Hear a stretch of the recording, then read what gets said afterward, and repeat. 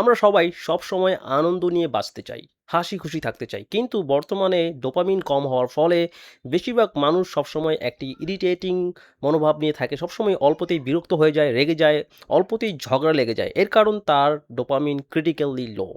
So আপনি সহজেই আপনার ডোপামিন লেভেলকে বাড়াতে পারেন। রিসেন্টলি সায়েন্টিস্টরা বেশ কিছু স্টাডি করেছেন। NSDR, নন স্লিপ ডিপ রেস্ট, এই ব্যায়ামটি করার মাধ্যমে, যেটাকে ইয়োগিক স্লিপ বলা হয়, আপনি আপনার ডোপামিন লেভেলকে বেজলাইন থেকে 60% বুস্ট করতে পারেন। আমি ঠিক বলছি 60%, যেটা একটি অ্যামেজিং রেজাল্ট। কজ 60% ডোপামিন বাড়লে আপনি দেখবেন আপনার খুব আনন্দ লাগবে। আপনি যেই কাজটি করতে এখন বোরিং ফিল করছেন, লাইক আপনি পড়তে বসবেন, আপনার মন সেখানে বসছে না, বা আপনি কাজ করতে যাবেন, অফিসে যাবেন, যেতে ইচ্ছে করছে না, এই বিষয়গুলো একেবারে উধাও হয়ে যাবে। আপনি সারাদিন ব্যাপী অনেক আনন্দে আপনার কাজগুলো করতে পারবেন, অনেক প্রফুল্ল ফিল করবেন। অ্যান্ড দেন অ্যাডিকটিভ যে সকল সাবস্টেন্স ব্যবহার করে, অনেকে সিগারেট স্মোকিং করে, বারবার সিগারেট স্মোকিং করে, এটা এই জন্য যে সিগারেট আপনার ডোপামিন বাড়াতে সাহায্য করে, তবে এটা আপনার ফুসফুসকে ক্ষতি করছে, অক্সিডেটিভ স্ট্রেস বাড়াচ্ছে, কার্ডিওভাস্কুলার ডিজিজ থেকে শুরু করে নানাবিধ রোগ হবার ঝুঁকি বাড়াচ্ছে।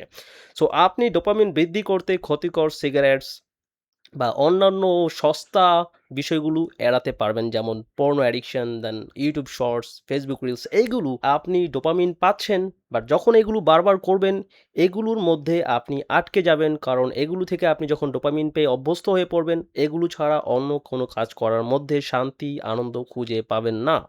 So let's fix it.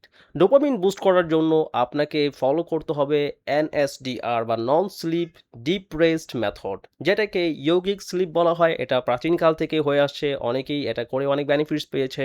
Like আমি আজ থেকে প্রায় 17 বছর আগে রেগুলার বেসিসে এটা করতাম, এবং ভালো বেনিফিশিয়াল ইফেক্টস আমি উপলব্ধি করেছি। লাইক এটা করার জন্য আপনাকে রিল্যাক্স হয়ে শুতে হবে, আরাম করে, যেই পজিশনে আপনি সব থেকে আরাম পাচ্ছেন, একেবারে রিল্যাক্স হয়ে আপনার শরীরকে ছেড়ে দিয়ে শুতে হবে। বাট আপনি ঘুমাবেন না, আপনাকে সজাগ থাকতে হবে, চোখ বন্ধ রাখবেন। আপনার মানসিক দিক থেকে ফোকাসটা থাকবে একদিকে, লাইক আপনি সমস্ত চিন্তা ভাবনা ছেড়ে দিবেন, কোনো বিষয় নিয়ে দুশ্চিন্তা করবেন না, সকল বিষয়কে সাময়িক সময়ের জন্য মনের মধ্যে সংকল্প করুন যে আমি কোনো বিষয় চিন্তা করব না, একেবারে রিল্যাক্স হয়ে যান। সব কিছু, যত রকম চিন্তাভাবনা আছে সেগুলোকে বাদ দিয়ে দিন অল্প সময়ের জন্য, just for 10 minutes, 20 minutes or 30 minutes. গবেষণায় দেখা গেছে 10 মিনিটের মধ্যেও এটা দারুণ বেনিফিটস দিতে পারে, তবে 30 মিনিট পর্যন্ত যদি আপনি করতে পারেন তাহলে একটি আউটস্ট্যান্ডিং রেজাল্ট পাবেন।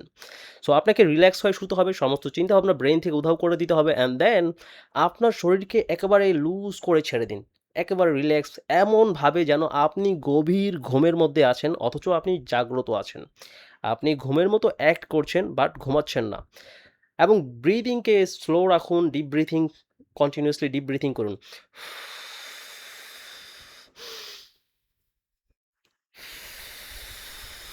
এটা আপনার প্যারাসিম্প্যাথেটিক নার্ভাস সিস্টেমকে অ্যাক্টিভেট করবে, আপনার হার্ট রেটকে স্লো করবে, যেমনটা ঘুমের মধ্যে হয় ঠিক একই রকম আপনার শরীর নিজেকে রিল্যাক্স করছে।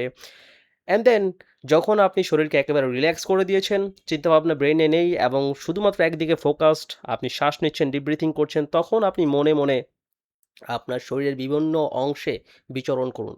লাইক আপনি মনে মনে আপনার হার্টের দিকে ফোকাস করুন, আপনার পিঠের দিকে, আপনার হাঁটুর দিকে, আপনার সারা শরীরকে ফিল করার চেষ্টা করুন।